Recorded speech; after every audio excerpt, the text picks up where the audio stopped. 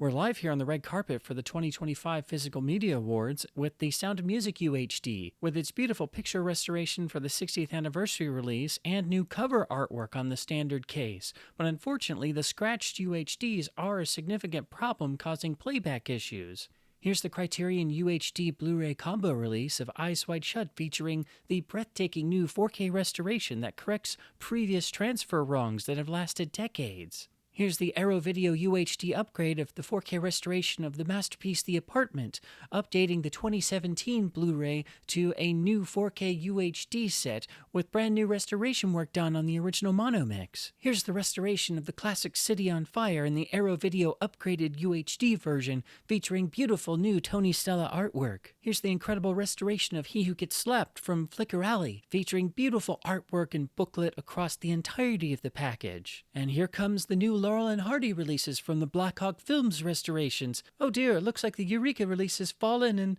caused the Flicker Alley release to fall as well. Here's a close-up view of the incredible package for the Eureka Masters of Cinema Silent Years 1928 release of the Laurel and Hardy shorts, featuring beautiful new slipcover and absolutely loaded supplemental features package. Incredible interior artwork, disc labels, and new booklet. Here's the Flicker Alley release up close of Year 3, featuring the 1929 silent films. Yet another incredible package to follow the first two releases from Flicker Alley. Here's the massive limited edition box set featuring the Hammer Films restoration of The Curse of Frankenstein on Blu-ray and UHD, featuring brand new incredible artwork and original poster artwork material as well, in addition to a massive nearly 200-page book and replication of the original comic book adaptation, original lobby cards, and a massive digipack fold-out featuring incredible expansive new artwork and 6 discs worth of material. And the first of the 3 major nominees of the evening, the limited edition set from Arrow Video featuring their incredible restoration of A Fistful of Dollars on UHD. Once again, the release is dressed in a beautiful new slipcover featuring breathtaking Tony Stella matching artwork, also featuring a loaded supplemental features package, incredible hard case packaging, extensive new book, brand new Tony Stella artwork for the case, which is exclusive, and then we find the same incredible release package on the sequel for a few dollars more, with its equally impressive restoration that corrects decades of transfer wrongs. Just another breathtaking limited edition package, featuring incredible new artwork. And then the release with the greatest number of nominations this evening, the limited edition release of The Good, the Bad, and the Ugly in its 4K restoration from Arrow Video. Once again dressed in a beautiful limited edition slipcover and hardcase set featuring breathtaking Tony Stella artwork. The supplemental features package is loaded even for these releases. The package, of course, includes more unique Tony Stella artwork and a new book, in addition to brand new Tony Stella artwork for the interior. Here we have the fantastic spines side by side, so the releases create a singular image on the shelf. Oh no, it looks like we have some gate crashers from the worst of awards this year. I'm not sure. It looks like there's going to be some sort of altercation here on the red carpet.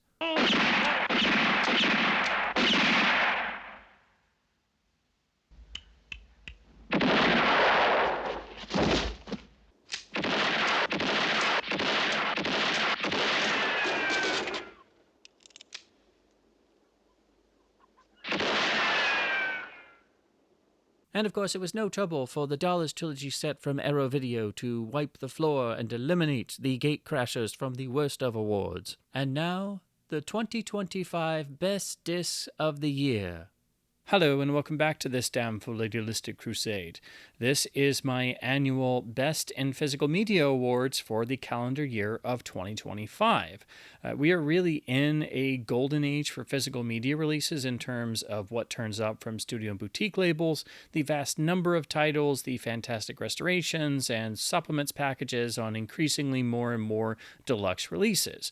But I think it's important to highlight those releases that really go to the next level and achieve absolutely stupendous results in all of the areas of a physical media release on one hand, but also in restoration and transfer in both picture and audio excellence as well. These awards are the ones I've developed over the years for both the technical side of the transfer, encoding, and presentation on disc, but also the packaging, the artwork, the supplements, and the overall release itself. I am, of course, limited to only what I can purchase purchase and view in a year myself, so I cannot obviously cover the vast amount of releases that came out in a single year, as it's hard to even budget how to afford what I do manage to pick up for reviewing on this channel or just for my own personal viewing. I simply don't get to cover the same volume of releases that other reviewers might who receive free review copies from studios and labels. I have to purchase everything that I actually review. So this is, of course, just going to be stemming from what I viewed over the past calendar year, but I think all of the titles I'm going to talk about are such substantial standouts that I think they're worth anyone's time who wants to collect the best in physical media and also to make sure every one of their hard-earned dollars goes on the best releases possible across the board in terms of overall value for money and the quality of the technical presentation. I also think 2025 had several notable restoration projects and notable titles being released with such a level of excellence that it's hard to not just give them every single award, because they have undone decades upon decades of preservation and home video problems. So there are even standouts within the standouts of the calendar year that really are, I think, the most notable releases of the year overall, in spite of 2025 being a fantastic year for physical media itself. So to start with the award for Best Artwork, I think there were some really fantastic designs this year, both using original poster artwork and materials and using brand new artwork. But overall, I think the standout for best artwork has to go to Arrow's limited edition sets for the iconic Dollars trilogy and their restorations, because they got beautiful new commissioned artwork by the artist Tony Stella in the 3 matching sets, with also brand new matching additional artwork for the cases themselves. Each one of the 6 pieces of art, because there's 6, not just 3, looks fantastic on its own, but when combined with all 3, they have linking elements, and each one is absolutely fantastic. So you get not 1, but 6 fantastic cover artworks. The award for Best Slipcover or Box Set Packaging, I think, has to be a shared award. One for the incredible packages on the Arrow Dollars Trilogy limited edition sets, with their lovely slipcovers, hard case sets, all with unique artwork, then the cases with unique artwork, the disc labels having great art, the actual printed materials, the fold-out poster, the actual books with each film. It's a substantial, wonderful package and all nicely self-contained.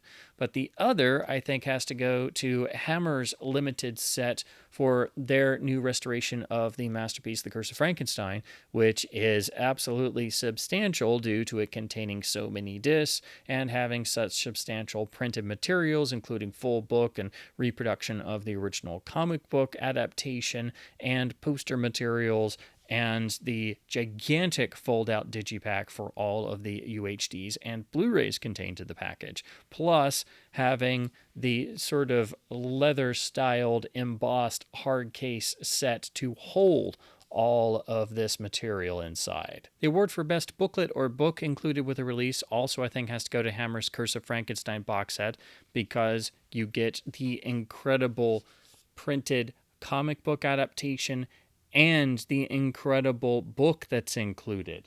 These are both done to very high quality standards with wonderful printing and binding, wonderful reproduction quality on the actual comic adaptation, which is impressive in and of itself.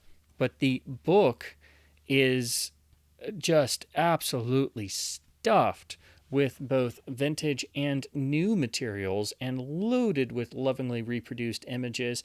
And this is almost 175 pages long with nice readable font throughout. Everything is lovingly laid out. You even have vintage interviews with the cast and crew. This is one of the best books I've ever seen included with any release, and is really one of the major highlights of getting the full Hammer set as opposed to the slimmed down Warner Archive version. Again, this is... okay, it's the actual page count is 164. So this is one of the most substantial books you can get in any single film release, because this is more than you get even with most box sets. So This is one of the major draws of getting the limited edition Hammer set, and easily I think the best book included with any release in all of 2025. The award for Best Silent Film Release on disc in 2025 is a shared award. First, we have the continuing releases of the Blackhawk Films restorations of the classic Laurel and Hardy silent shorts, both released by Eureka in the UK and Flicker Alley here in the US. So we had the 1928 releases on the Eureka UK version in 2025, and then we had the Year 3 1929 shorts on the Flicker Alley release here in the US. Basically, the Flicker Alley releases are a year ahead of the Eureka ones, but each has the same incredible, miraculous new restorations that make these iconic works look as if they were made yesterday, and the quality is just staggering. But then there's also the restoration and release by Flicker Alley of the classic Lon Chaney silent vehicle, He Who Gets Slapped, which has a fantastic new restoration as well. So I think the award for Best Silent Film Presentation has to be shared between all three releases. The award for Best Film Restoration as presented on disc could go to a variety of different titles that all saw incredible work, but in terms of brand new restorations and not using a pre-existing scan or something like that, I think the award again has to go to the absolutely miraculous Laurel and Hardy restorations as seen on the Eureka and Flicker Alley sets. These are life-changing in terms of how the image is presented. If you've ever seen any of the classic Laurel and Hardy silent shorts before, you've never seen them in quality like this. And if you've never seen them before, you will be absolutely enraptured from the first second.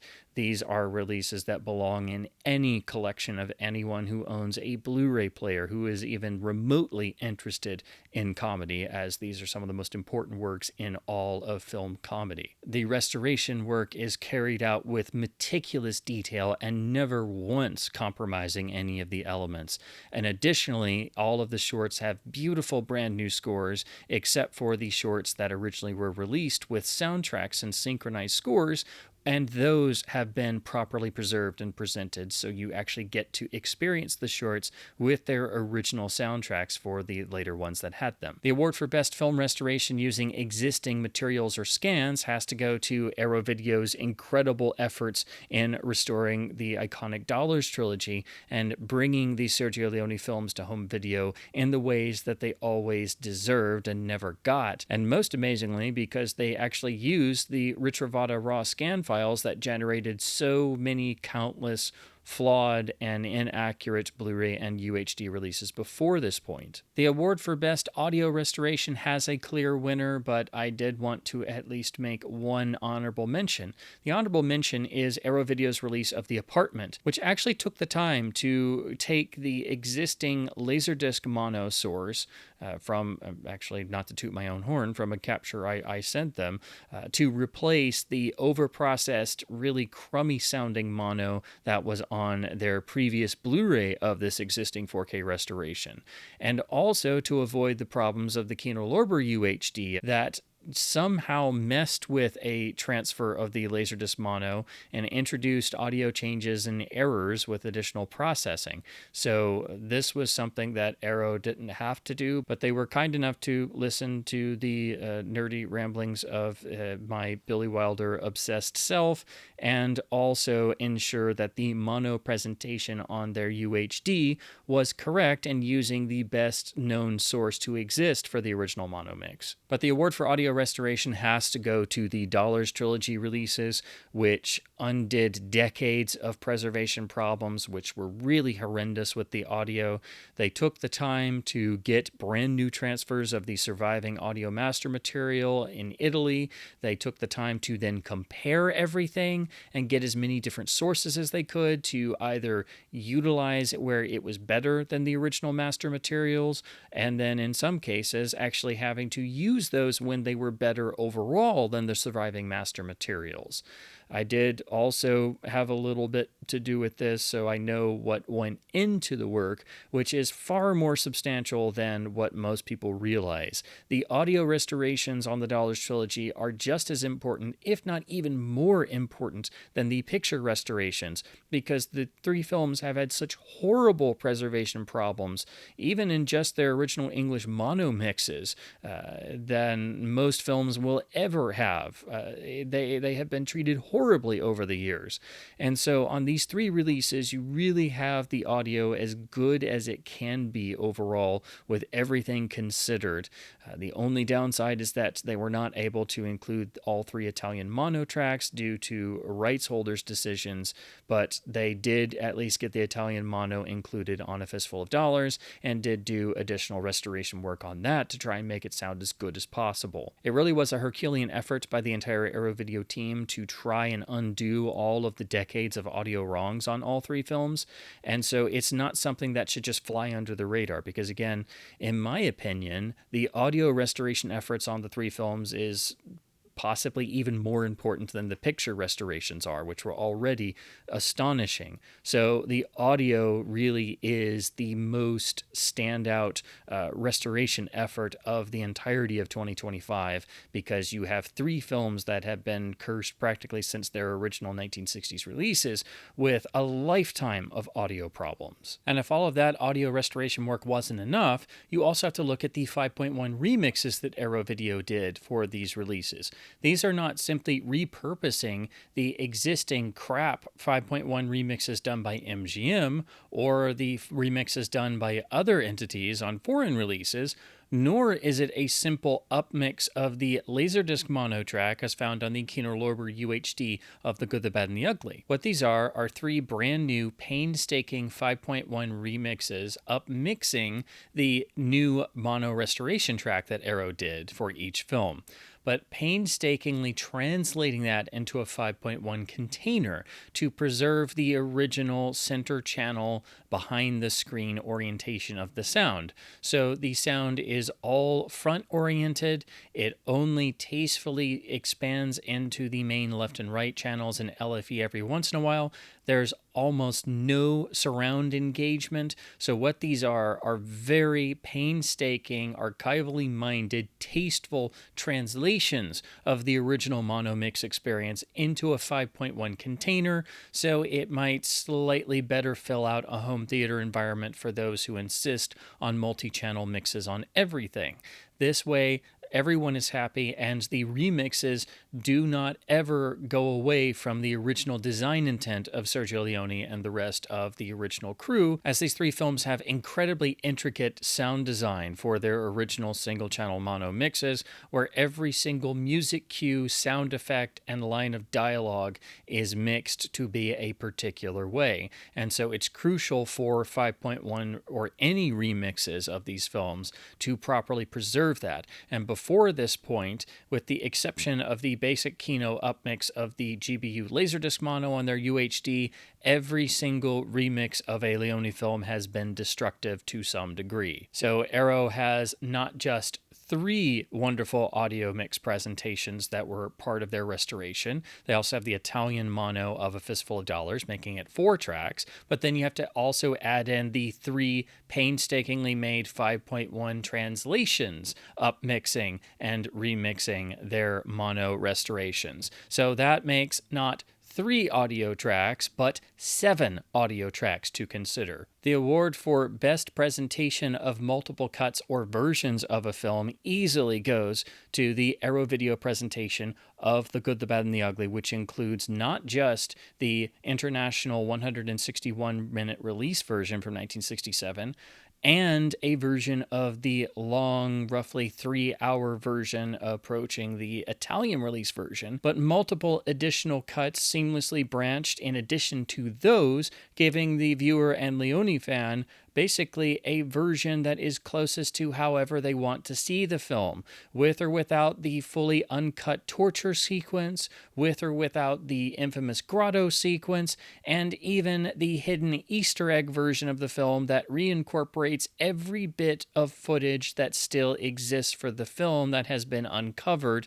which pushes it well over 3 hours. And all of this beautifully encoded and presented in what is an embarrassment of riches and one of the finest presentations of a film with multiple versions to give the viewer the choice of whatever version they prefer to see. The award for Best Encoding on a Blu-ray is pretty much dominated by the wonderful folks at Fidelity in Motion who continue to outdo themselves year after year. It is a shared award, though, because I think there are 3 outstanding examples of Blu-ray encoding that make these releases even more worth every cent of your hard-earned money. So these 3 releases are the Flicker Alley release of He Who Gets Slapped, which has beautiful encoding by Fidelity in Motion with maxed out bitrate for both the feature and the supplements. And also Fidelity in Motion's work on Flicker Alley's Laurel and Hardy Year 3, which has all of the shorts and supplements with, again, maxed out bitrate presentations.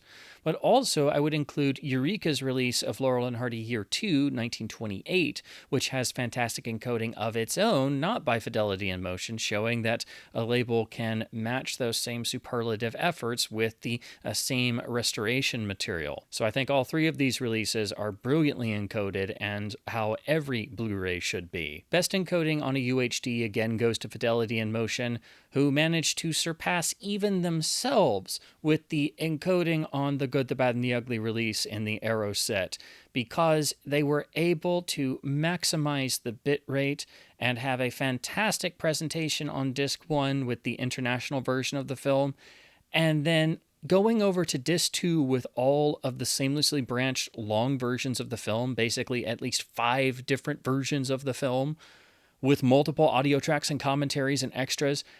And it is an absolute marvel because you would never realize all this stuff was on the same disc because it's just effortlessly done. It's another prime example of Fidelity in Motion being unmatched and the best in the business in terms of encoding both features and disc releases, because just disc 2 of the Good, the Bad, and the Ugly set is just...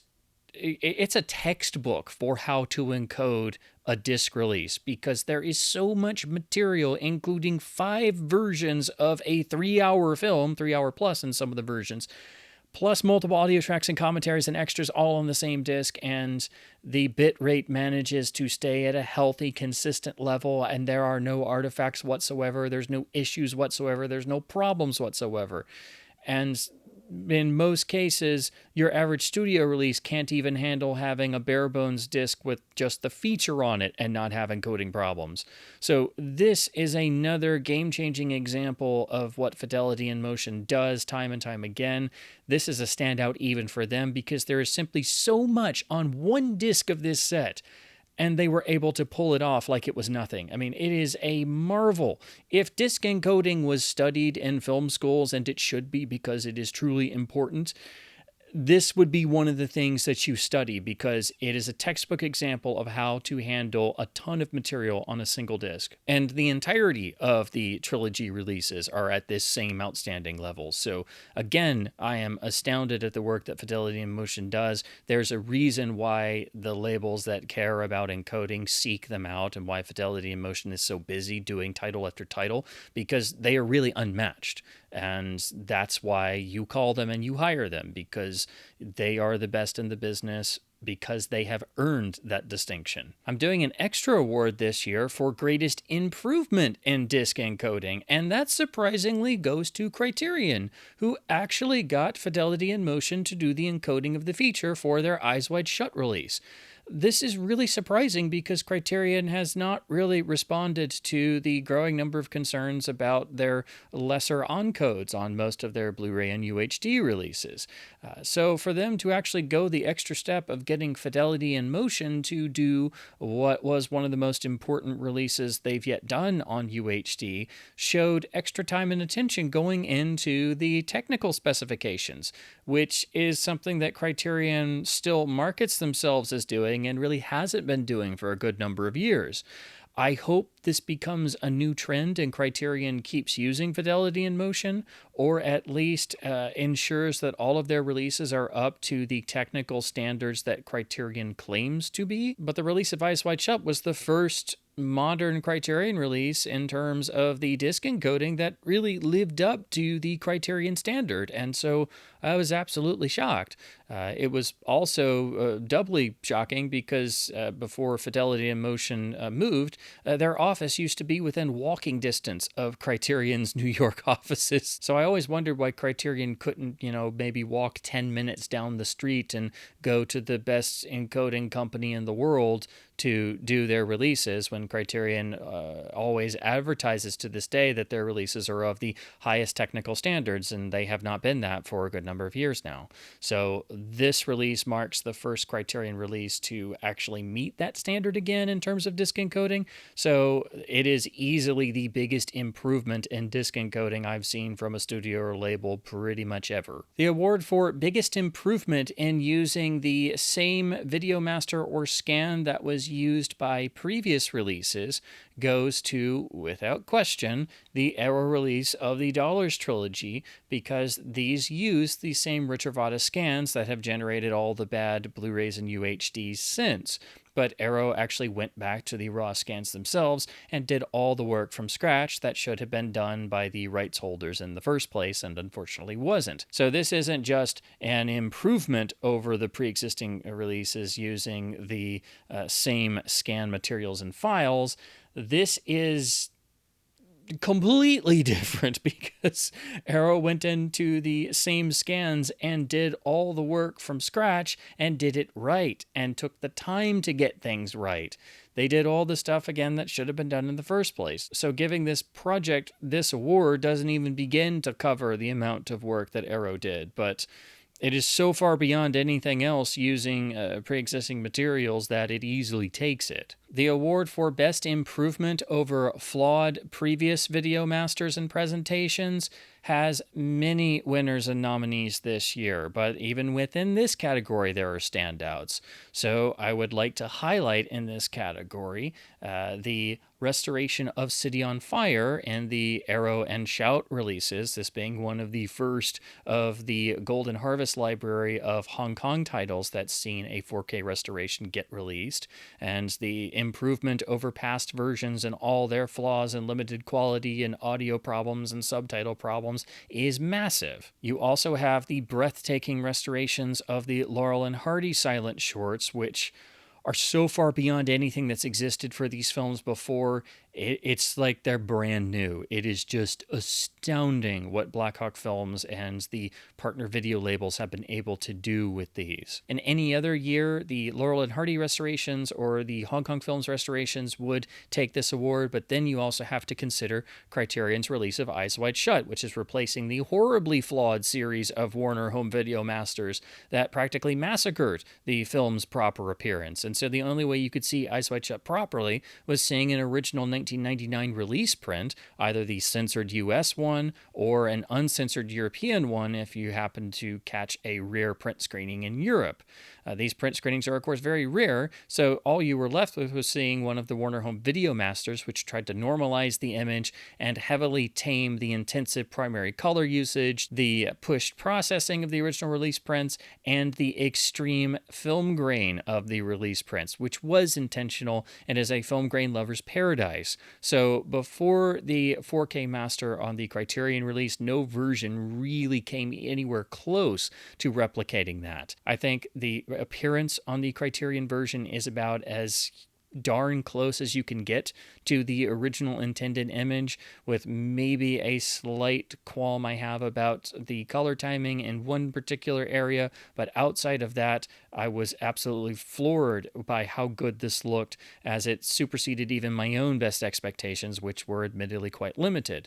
So in any other year, this would be the most gigantic transfer improvement in terms of visuals. But again, everything, even the restoration of Eyes Wide Shut, is outshone by the intensive work that Arrow did on the Dollars Trilogy in trying to perfect the video masters of the Retrovato scans to as close as humanly possible replicate the original presentations of all three films. And this meant working with what was in vaults, working with all the rights holders in multiple countries, working with the fan historians and preservationists, and getting multiple different original sources for all three films to go through and painstakingly ensure that their final restoration master was as good as they could possibly make it. And that's what they did for all three films. So that is why this award has to go to the Arrow Dollars Trilogy restorations, which managed to outshine even the other stupendous restorations that I've already mentioned. Now to move on to awards for supplemental features.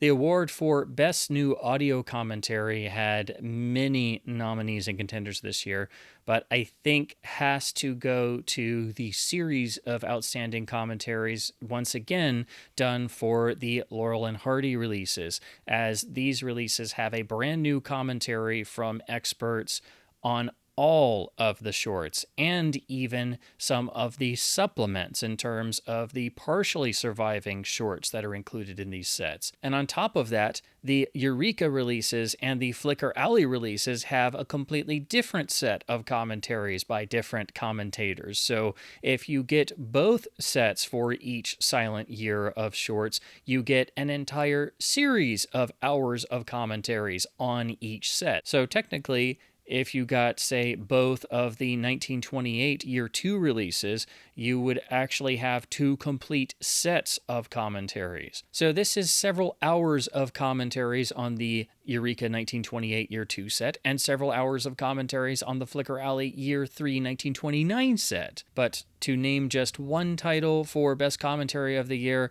I think I would have to give it to the Eureka 1928 Year 2 set, as it has not only a fantastic series of Laurel and Hardy experts coming back for Year 2, but they each have different approaches to the material, different histories to the material, and different focuses.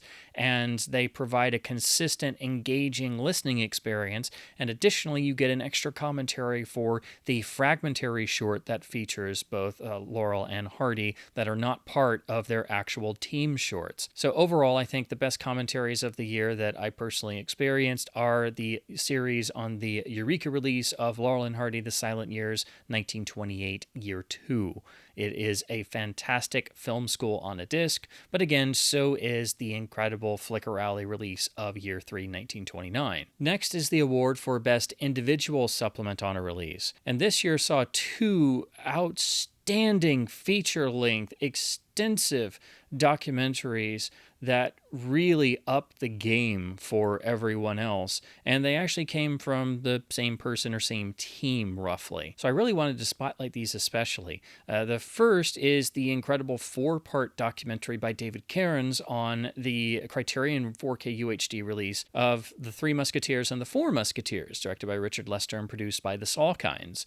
This is spread out into 4 different parts, basically 2 parts on each film, and runs several hours in its entirety. But the one that even topped that for me, even though it's not as impressive in terms of the overall massive runtime, is another David Cairns documentary, this time done with Fiona Watson, and it's the documentary entitled United We Fall on Eureka's Laurel and Hardy Silent Years Year 2, 1928 set. This is a feature-length documentary on Laurel and Hardy, and specifically all the shorts they did in the year 1928, and it is one of the most beautifully put together pieces I've ever seen on any release, let alone just physical media releases. It's one of the most beautifully executed documentaries on any film I've ever seen. It's effortless. It feels like you've only been watching it 20 or 30 minutes, and it is well over an hour long. It is feature length, and because it's approaching almost an hour and a half, roughly, if you look at the runtime, but it doesn't feel like it at all. It is beautifully done. It could easily be twice the length and I wouldn't care, because it so beautifully covers all the aspects of these films, their historical importance, their longevity, and their legacy, with also working in people's firsthand experiences of how they first encountered these films and how the films grew with them over their lives and how they see them now and how they have stayed with them. And this is beautifully woven in the historical story and importance of the film. So the balance never tips over to one side. It never becomes too dry and historical. It never becomes too fact-oriented, and it never becomes too oriented towards the personal story. It definitely balances between all of these. And on top of that, the editing is flawless in terms of how well it flows and how it uses all of the clips and the pieces and other materials of different quality. And then they manage to get all these incredible firsthand sources and quotes that they then work into the documentary with new voice performances doing basic impersonations of those people. So it actually feels like you're getting to hear it directly from them, as if these recordings directly survived. It is one of the most beautifully produced and effortless documentaries I've ever seen on any film. It is worth purchasing the entire disc for. If you have the already outstanding Flickr Alley Year 2 set and you're curious to know if the extras on the Eureka set are worth double dipping for, goodness gracious, yes they are. This is, I mean, just calling this the best supplement of the year, I think, does it a disservice, because it's one of the best film documentaries ever made, and it's just effortlessly done. So for me, it's easily the best thing I saw on a disc release in terms of a single individual supplement in the calendar year of 2025. The only competition is the outstanding piece also done for the Criterion 3 Musketeers, 4 Musketeers set. Both of these documentaries are so fantastic that you wish everything could have something on this level on its disc release. Unfortunately, that's obviously impossible, but I continue to be amazed every time I see anything from David Cairns and Fiona Watson. I think their work is absolutely incredible. So those are some of the names that if you see them on any supplements list on a disc release, you know you're going to have something special on there. The award for Best Overall Supplemental Features Package, of course, goes to the Arrow releases of the Dollars Trilogy. Each one of these is such a wealth of hours upon hours of supplements and all of the pre-existing legacy material in terms of extras properly encoded on the disc to maximize their quality, which is something that no past release was able to do from other labels. Gives you the ultimate single upgrade for each film that also gives and preserves the entire history of that film. So to go through even one of these sets from Arrow means you will have to spend hours upon hours, and depending on how much time you have, it's probably going to stretch out for a couple weeks, maybe even a month, to go through every single last aspect of the massive amount of supplemental features on each one of these. But taken as a whole, it is one of the most impressive and stupendous supplemental features packages any film has ever seen on physical media. But the award for Best Supplemental Features Package on a single title has to go to Arrow's release of The Good, the Bad, and the Ugly, which manages to improve and go even further than the astounding extras packages on the first two films. You have the same fantastic combination of extensive, continuing new supplements, as the new supplements actually have 3 parts across the releases for most of them, as the pieces continue for each film. But you also have the incredible legacy extras all properly encoded, and you get all of them.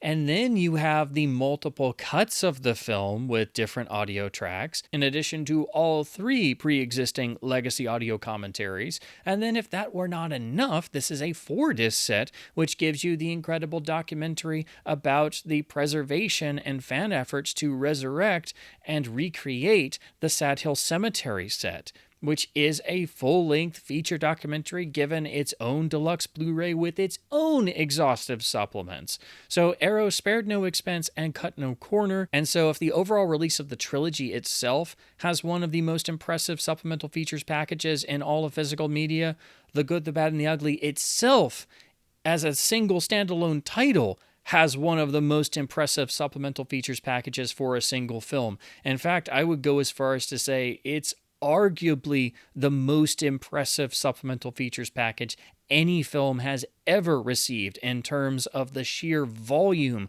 of great, meaningful extras that cover the whole history of the film and the legacy of the film and give you the comprehensive view of the entire breadth of the film's impact on the world at large. Now we get into the major awards. So first is the award for Best Audio Quality of 2025.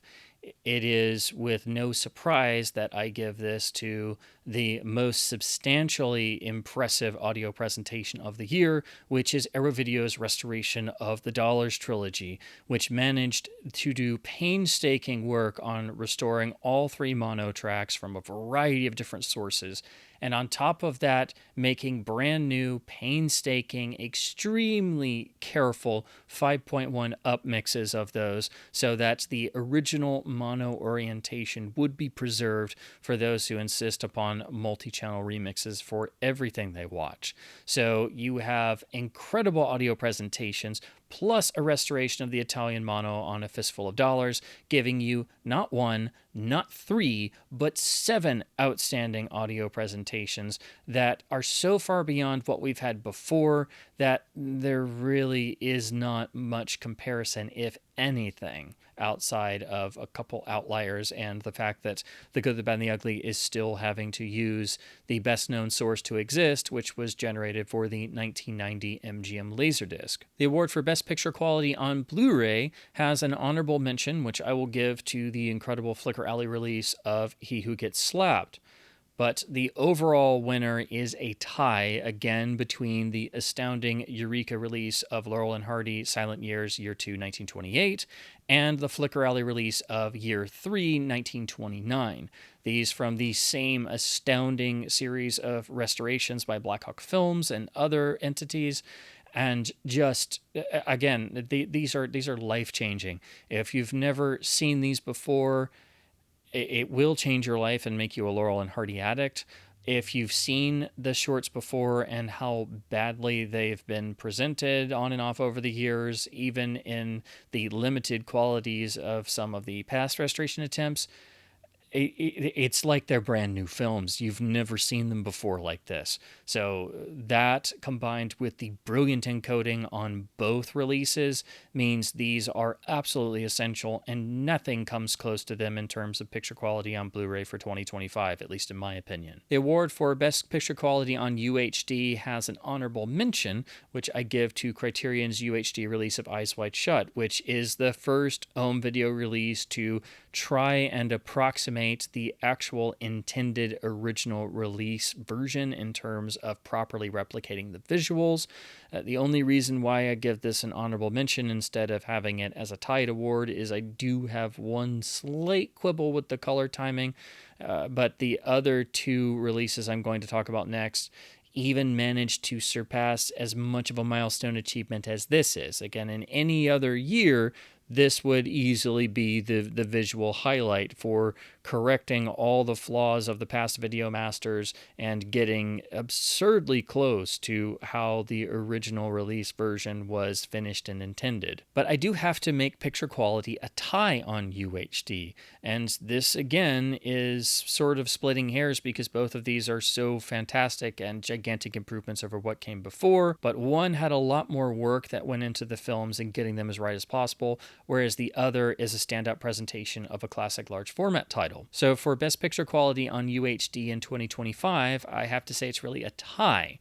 The first is the Disney release of The Sound of Music on UHD, which was a brand new high-resolution scan of the original camera negative and results in an image that so advances upon the past restoration released on Blu-ray that you really didn't quite expect it to be this much of an improvement, honestly, going in. It is, of course, a classic large format film as it was photographed in the Todd-AO system and released in 70mm in roadshow engagements on the original release. And so you've got all of the amazing increase in visual fidelity and detail, and the level of detail compared to what was achieved on the Blu-ray is just mind-blowing in areas because you expect a certain uptick because of the resolution increase and then HDR, but this goes even beyond that. This is quite miraculous in places. It is a longer film, though, and that unfortunately means the bitrate is a little bit low. And there are one or two fleeting little bits of wear and element issues that pop up very faintly. The only thing I can think to really compare this with is the modern restoration and 4K master of My Fair Lady, and how that's so completely advanced over the past HD masters and various flawed masters that were done for home video formats after the initial photochemical restoration in the 1990s. So this is that level of restoration, and it's coming from Disney doing a classic Fox catalog title, which hopefully means that they will continue to actually preserve the Fox library that they've kind of been sitting on for a number of years and not doing a lot with. But it is a gigantic upgrade over the existing Blu-ray version and the old master, and the new Dolby Atmos remix seems to very tastefully preserve the original 70mm 6-track stereo, and even has some phantom imaging to recreate the original 5 channels across the screen, with left channel, left center channel, right center channel, and right channel, in addition to tasteful surround that seems to mostly mimic the original mono surround of the 6-track mix. But the other winner is, of course, Arrow's outstanding work on the Dollars trilogy, which, of course, were originally Technoscope films. So, on a visual level, in terms of fidelity and fine detail, they're not going to compare with a large format Taddeo film like The Sound of Music. But these being the iconic works of Sergio Leone, who was a visual master, and being such stupendous work from Arrow, exacting the best they could from high-resolution scans of original negatives of Technoscope films, means you don't have the quality dip of original prints that were optical conversions from Technoscope negatives to 4-perf 35mm prints. So the quality here is sensational, and everything is beautifully realized as it should be in terms of the visual fidelity and the color timing, and not messing with anything and applying additional processing in terms of the visuals. So nothing comes close to the level of work that's been lovingly applied to these 3 films and trying to get them as right as humanly possible. So even though it's not large format like The Sound of Music, and so it's not exactly a like-for-like comparison between the two, the visuals speak for themselves. And so as impressive as The Sound of Music is in its appearance on UHD, I think it has to at least share the award with the Arrow video restoration of the Dollars trilogy.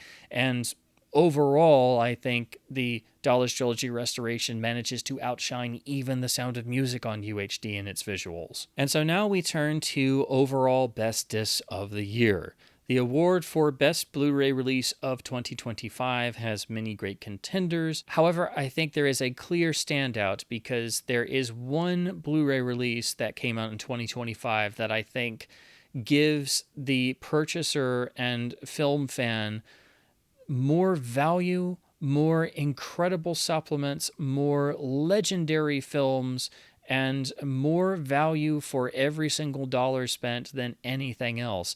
And so I think the award for overall Best Blu-ray of 2025 has to go to Eureka's release of Laurel and Hardy, The Silent Years, 1928. For an absurdly inexpensive $29.99, you get some of the most iconic silent films of one of the greatest comedy duos of all time, plus a plethora of incredible supplements, commentaries for each and every short, plus the fragmentary short, and then additional fantastic extras, topped off by the incredible documentary, which is feature-length and absolutely worth every second of your time, plus wonderful limited edition packaging, beautiful artwork, a great booklet, and a fantastic slipcover, all for only $29.99. And featuring fantastic encoding throughout, also using the fantastic Blackhawk Films restorations. The only other Blu-ray release that I think compares in terms of value for money is the Flicker Alley release of Year 3. However, that is a little bit more expensive, and factoring in price to the overall equation, which I think is very important because we're all having to vote with our wallet in terms of what we can afford. If you're looking for the best overall Blu-ray to get the most absolute value for your money, it's Eureka's release of Laurel and Hardy Year 2, 1928. it is one of the best physical media releases ever made. It is absolutely astounding, and you will get every single cent of your money's worth. The award for Best 4K UHD of the year, it is no contest. It is the Arrow Video restoration and release of the iconic Dollars trilogy. Nothing else has this level of work and effort that went into every single aspect of these releases, and consulting with as many people as possible in both the official side of things with the rights holders and studios and the unofficial fan preservation community. This was a gigantic worldwide collaborative effort that took vault searches and element searches and going through every scrap of material that they could to produce these releases, making these not mere physical media upgrades, but upgrades to the overall preservation of the films themselves and their history. So the award for Best Box Set or Package of Films for 2025 also must go to the Arrow Video restoration of the Dollars trilogy for all the reasons I've highlighted. The award for Best Disc of 2025 absolutely has to, without question, without any hesitation, go to Arrow Video's release of The Good, the Bad, and the Ugly, one of the finest physical media releases of all time for any film. It is just about the most comprehensive release that any Leone fan could possibly dream of, and then some. It is a new benchmark standard for preserving a film's entire history as best as humanly possible. This is at the pinnacle level of physical media releases that few, if any, other releases are ever going to get to ever again. This is a physical media grail title if ever there was one. And now we turn to the awards for Best Labels of 2025. These awards I give to the labels that I feel were the most consistently excellent across all of their releases. I, of course, have not been able to purchase and physically watch and enjoy all of the releases that a label might do because I can't afford to, but I do try to look at a label's overall release schedule and calendar for the past year to try and determine who I think did the best overall job, and focusing on making sure that each title was at a consistent level of quality and worth the actual film fans' time and especially hard-earned money. There are so many great releases from so many great labels that this becomes an increasingly difficult challenge to do. And again, I'm limited to just what I've been able to purchase and watch myself. But I do think there are two labels who did such standout efforts that I've already talked about a lot in this awards program, so I wanted to highlight them for their excellent work. So the award for Best U.S. Video Label, I think, has to go to the incredible efforts of Flicker Alley, who did so many fantastic releases that all were at a fantastic quality level, with great supplements, great restorations, great packaging, and attention paid to the disc encoding on every single one because they get Fidelity in Motion to do their releases. And that's not something that a smaller boutique label is always going to do or can potentially afford to do. Flicker Alley releases typically are a little bit more expensive than other labels, but you certainly get your money's worth because the quality is put in. Every one of their releases I've ever looked at has that. Even when they were, still doing DVDs, their DVDs had that. So I've been truly impressed and blown away the more I look at their releases.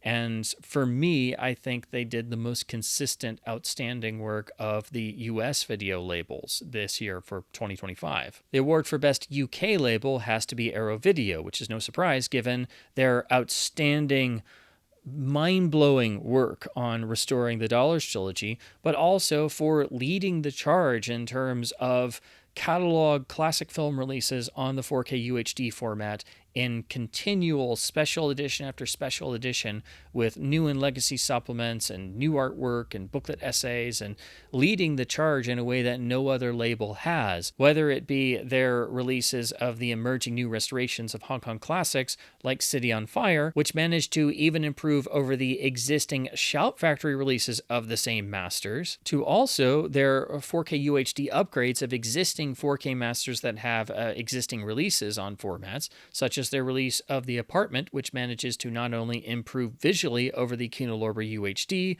but also fix some really long-standing bad audio problems with the original mono mix that even plagued their original 2017 Blu-ray of the same 4K restoration master. So Arrow continues to lead the charge of catalog films on 4K UHD and manages to get increasing numbers of major titles, even from major studios who typically don't license films out.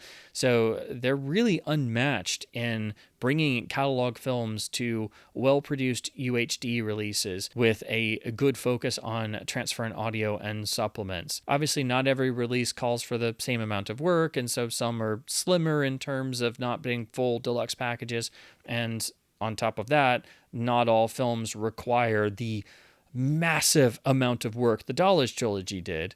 But the Dollars Trilogy project in and of itself would earn Arrow this award because they undid over 60 years of preservation problems in these releases. Again, these are not mere physical media release upgrades. These are upgrades to the overall preservation of three of the most iconic films ever made. So that in and of itself would win Arrow this award, but they continue to be the ones leading the charge for catalog films on UHD. So for overall best label of the year, I think it once again has to be Arrow Video, who is unmatched in these areas. They are trying to do their best with each and every release and earn the consumer's trust by also producing fantastic packages to earn your hard-earned money.